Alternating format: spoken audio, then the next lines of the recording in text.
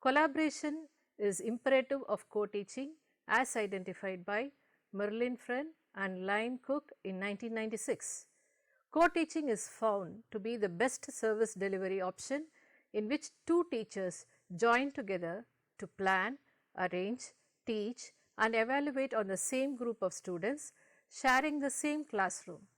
Students in a classroom are heterogeneous in nature. There will be gifted children, average learners, slow learners and children with special needs. The pace of learning differs based on the ability of learning and understanding. It is impossible for a teacher to meet the needs of all children at the same time. With inclusion on the rise, teachers are sharing classroom and it is only through co-teaching students can gain specialized attention, more intense and individualized instruction in various activities. According to Friend and Cook, co-teaching involves two or more certified professionals who contract to share instructional responsibility for a single group of students, primarily in a single classroom or workspace for specific content or objectives with mutual ownership, pooled resources and joint accountability. This method can be approached in many ways. Apart from normal pairing of teachers of same discipline, regular classroom teachers and special education teachers can be paired in co-teaching relationships to benefit inclusion of students with special needs.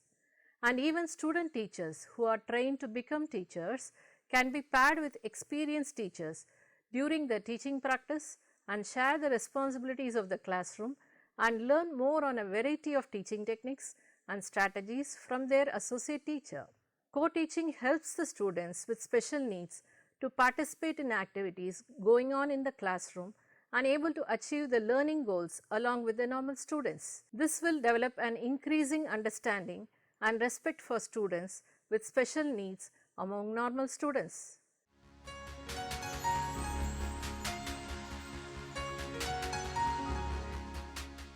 What is one teach, one assist approach? One teacher leads the entire classroom, while the other assists by supporting the students who needs extra care, addressing the behavioral issues, distributing the activity sheets to the students, collecting observation data.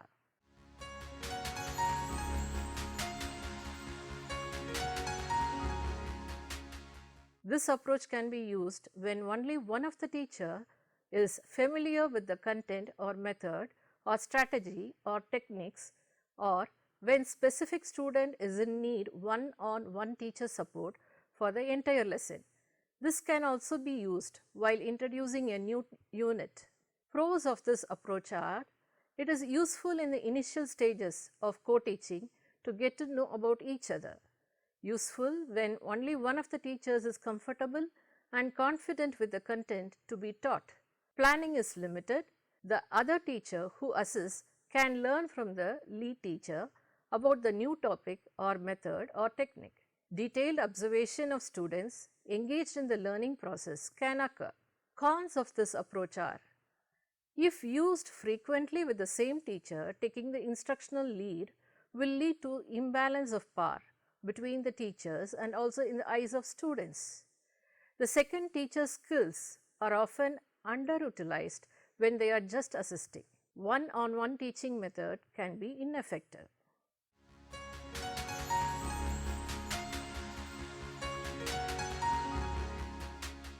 It should be ensured that both the teachers get lead role periodically. According to Case Sussman, it is suggested that this approach is used less than 10% of the time.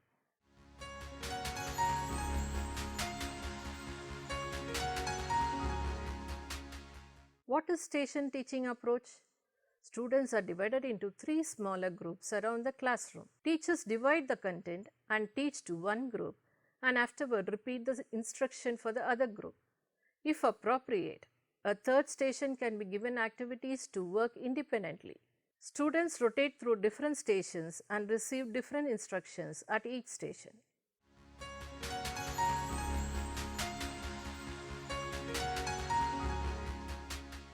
Station teaching approach is used when a smaller student to teacher ratio is desired. This approach is used when there is a need for varying learning preferences, for example, auditory, visual, kinesthetic. This approach is also used when there is a need for varying reading level and problem solving ability.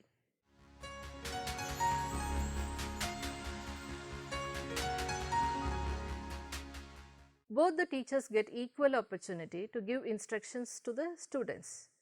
Each teacher has a clear teaching responsibility.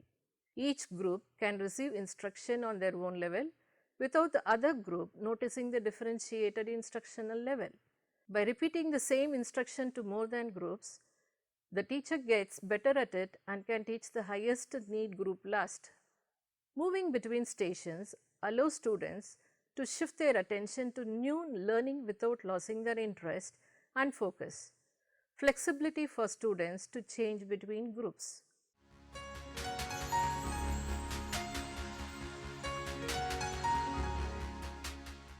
Needs a lot of pre-planning for effective implementation. A few students may get frustrated that they are not able to complete the task in time.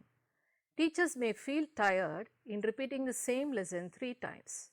Students may get confused while rotating between stations to which group they belong. Students who are done with the activity may get frustrated in rotating between stations. According to Friend and Burello, it can be difficult for students to maintain focus while working at independent stations. Noise levels at different stations may be difficult to manage.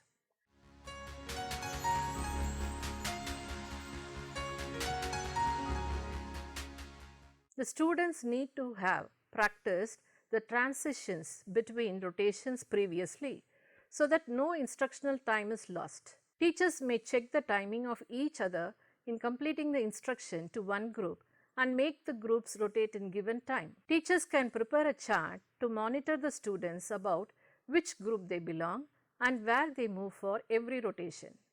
For students who can't complete all the tasks within time, indicate with different signs or symbols the tasks which have to be completed compulsorily and those which are optional so that those students feel successful when it is time to rotate. Work can be split up or a break can be given between rotations for the students to focus on learning without frustration.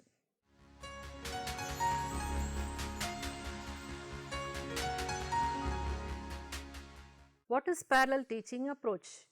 The class is divided into 2 different heterogeneous groups of students. Each co-teacher covers the same information to a group so that both the groups are taught simultaneously.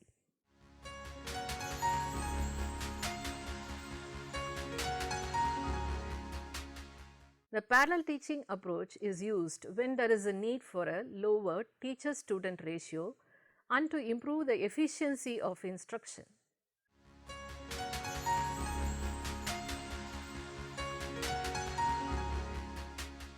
This approach allows the co-teacher to supervise each student since the size of the group is smaller. This approach enables the co-teachers to identify the difficulties faced by students in understanding. Co-planning helps to prepare for the instructions effectively. Each co-teacher has the liberty of working separately to teach the same lesson. Students can have opportunities to get exposed to different styles of teaching practiced by each co-teachers.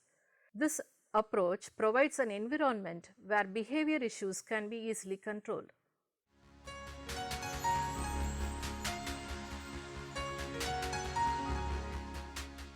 This approach needs time for both the co-teachers to sit together and work on planning the instructions. Both the co-teachers should be familiar and strong in the content.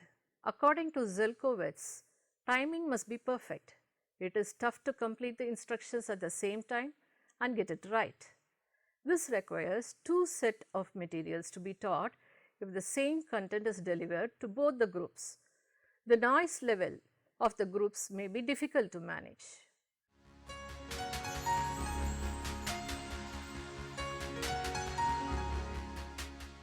Communication and planning must be done together for the co-teachers to develop the parallel structure and to assure that groups receive the same quality instruction. The groups and the teachers should be varied so that all students see the equal status of the co-teachers. This approach can be used effectively for review of tests, to do science experiments, math problems, present a writing lesson, a class debate. According to K. Sussman, the frequency of using this approach is 30% of the time.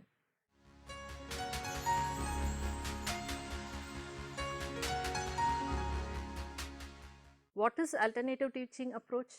In alternative teaching approach, one teacher takes responsibility for the large group while the other works with a smaller group on different content tasks. The students in the smaller group are the ones who need specialized attention.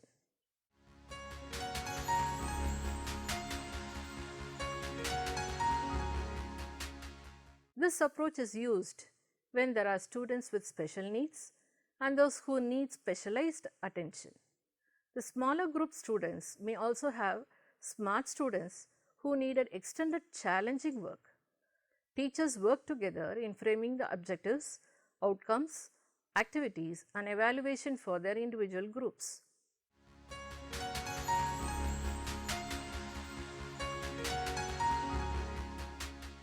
This approach is used for remediating instruction.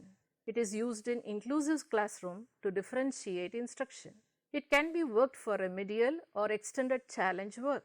Both teachers can informally observe the teaching of the other. This approach allows students to receive rigorous individualized tutoring.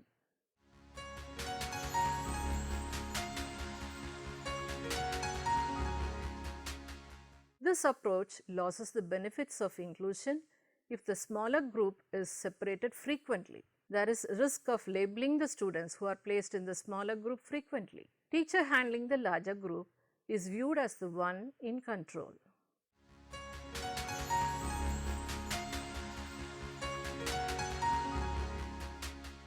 Teachers can shift their role in handling larger and smaller group. The students in the smaller group should vary.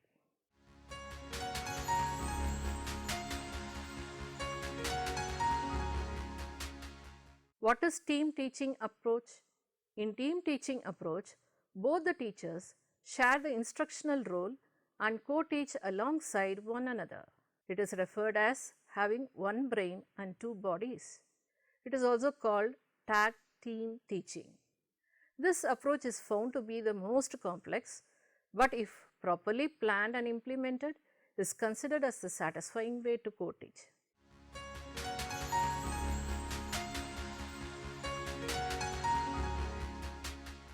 This approach can be used when both the teachers are equally prepared and competent to handle the lesson content.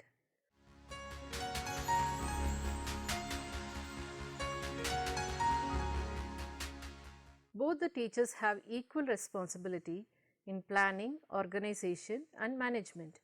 Teachers are viewed equally by the students. Teachers can try things which cannot be done alone. All the students are benefited by the teaching styles of both the teachers.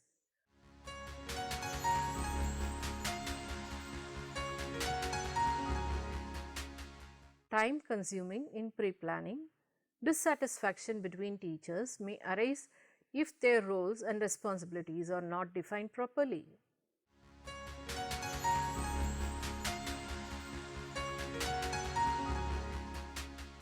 Teachers' role need to be clearly defined for shared responsibility.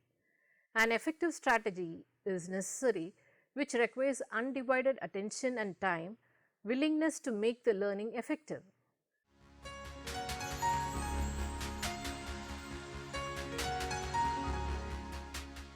The success of co-teaching lies in the hands of the co-teachers.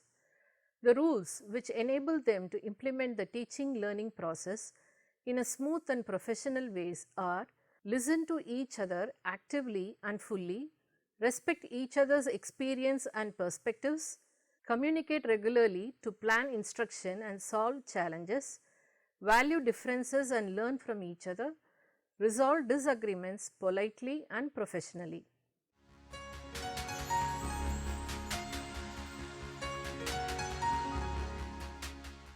In one teach, one assist, the lead teacher sits at the front of the room and the assisting teacher at the back of the room with a few pre-selected students. For example, the aim of the lesson is for the students to better understand the book that the teachers have been reading aloud to the class. By the end of the lesson, the students should understand that the book's present action, which takes place entirely in the kitchen while soup is being made, and that all the other scenes are flashbacks to previous experiences. Both teachers, lead and assisting, will be recording flashbacks the students remember from the book. The lead teacher will be recording on the board while the assisting teacher records on a clipboard. The assisting teacher will additionally support the students around her in maintaining appropriate attention throughout the lesson. In station teaching, the three groups of students rotate through 4 stations. For example, all of the students have to learn how to represent data in different ways, including in a table, a pictograph, or a bar graph. This lesson will be taught by teacher 1 and will be reinforced by teacher 2. Although the teachers will teach the same basic content to each group, as they rotate through, the difficulty level, the teaching techniques, and the support provided to each group will be drastically different. All students will additionally rotate through the iPad computer center, where they will play a mathematical or critical thinking skills game. In parallel teaching, the co-teachers must sit down to plan. What are we teaching? What will it look like? How long will the lesson last? How will we need? What are we each responsible for gathering? Co-teachers should decide which students work best with which teacher. One teacher may have a different teaching style than the other co-teacher, which is great, but may benefit some students, some behaviors, and some IEPs. We can use this parallel teaching once a week. For example, if a class has an academic advisor class where they learn things like organizational skills, study skills, and keyboarding. During this time, there are 2 teachers in the room. We could use the parallel teaching model to provide the small group attention to all the students. This model is ideal to use when there is a great deal of information being covered, such that it can be split up between 2 groups. This keeps the academic rigor the same, but lessens the content responsibility for each group. Although the groups are separated, they can join back together at the end of the lesson to share what they learned with the other group. This structure is excellent for preparing for debates when there are multiple perspectives. In most class groups, situations arise in which a small group needs to work with one teacher while the larger group works with the other teacher. In alternative teaching, the large group completes the planned lesson while the small group either completes an alternative lesson or the same lesson taught at a different level or for a different purpose. This arrangement might take an entire class period, or it might be used for just a few minutes at the beginning or end of a lesson. For example, the large group completes a practice exercise related to the concepts just taught. The small group receives additional direct instruction. The large group checks homework. The small group is pre-taught vocabulary related to the day's lesson. In team teaching, both teachers share equally in planning and delivering all of the instructions that goes on in the classroom. Both teachers address the whole class for instruction, either by standing side by side or doing a trade-off for each mini segment within the lesson. For example, a class on algebra, the math teacher would do an example, the other teacher does a think out loud, and then the teacher 1 would do the next example, and then back to teacher 2. This can be a fluid lesson where who teaches what is improvised on the spot, or it can be planned ahead of time. Both the teachers have to be patient and not expect everything to be perfect right away.